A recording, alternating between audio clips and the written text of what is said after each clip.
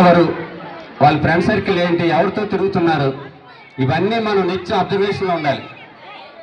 చాలామంది పిల్లలు మా దగ్గర బాగానే ఉంటారు, మా దగ్గర కామ్గానే ఉంటారు, కానీ బయటకు వెళ్ళి వాళ్ళు రకరకాలుగా బిహేవ్ చేస్తారు. కొంతమంది పిల్లలు తల్లిదండ్రుల దగ్గర బాగుంటారు, ఇంట్లో చక్కగా ఉంటారు, కానీ బయటకు రాగానే ఇష్టానుసారం బిహేవ్ చేస్తారు. కాకపోతే వాళ్ళు చిన్నపిల్లలు కాబట్టి వాళ్ళకి పెద్దగా అవగాహన తక్కువ కాబట్టి వాళ్ళు ఎందుకంటే మనం పిల్లల దశ దాటి పైకి వచ్చాం. వాళ్ళ బిహేవియర్ పట్ల మేము ఎలాగా చూస్తాము, మీరు ఒక కన్ను వేసి ఉంచండి. ప్రధానంగా సెల్ ఫోన్ అనేది వాళ్ళకి మ్యాక్సిమం వాళ్ళ చేతికి ఇవ్వద్దు.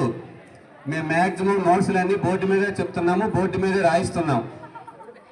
ఫోన్లో వాళ్ళకి ఏమీ పెద్దగా మేము సిలబస్లో సబ్జెక్టులు ఇవ్వడం లేదు.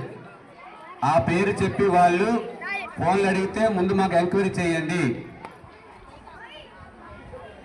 సెల్ ఫోన్ మాత్రం పిల్లలకి ఇవ్వద్దు. దయచేసి మీ అందరికి మరోసారి విజ్ఞప్తి చేస్తున్నాం. వాళ్ళ బిహేవియర్ని ఒక కంటి కనిపెట్టి ఉండండి.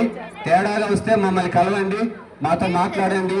ఎప్పుడో ఏదో ఎవరో ఇద్దరు పిల్లలు కొట్టుకుంటే అప్పుడు వచ్చి తగులాడి మేము తగులు ఆడుకోవడం శుద్ధ దండగా.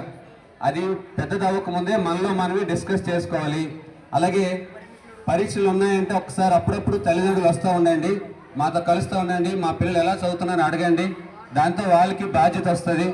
అంతేగాని మనం ఇప్పుడు 6 నెలలకు ఒకసారి పేరెంట్స్ మీటింగ్ పెట్టుకుంటే అప్పుడు వచ్చి కలిసి అది అంత ఉపయోగం ఉండదని నా ఉద్దేశం.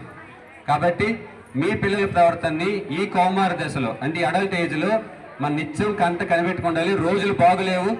మరో విషయం ఏంటంటే ఇప్పుడిప్పుడే చెడు అలవాట్లు, గంజాయి లేకపోతే తాగుడు ఇలాంటివన్నీ ఎంటర్ అవుతున్నాయి. స్కూల్ పిల్లల వయసులో ఎంటర్ అవుతున్నాయి. మన పిల్లలు ఆ బారిన పడకుండా కాపాడుకోవాల్సిన బాధ్యత మీకు మాకు. అందుకే మన పిల్లలు అంటున్నాం, నిత్యం కాపాడుకోవాలి. సో నాకు అవకాశం ఇచ్చినందుకు ధన్యవాదాలు తెలియజేస్తున్నాను.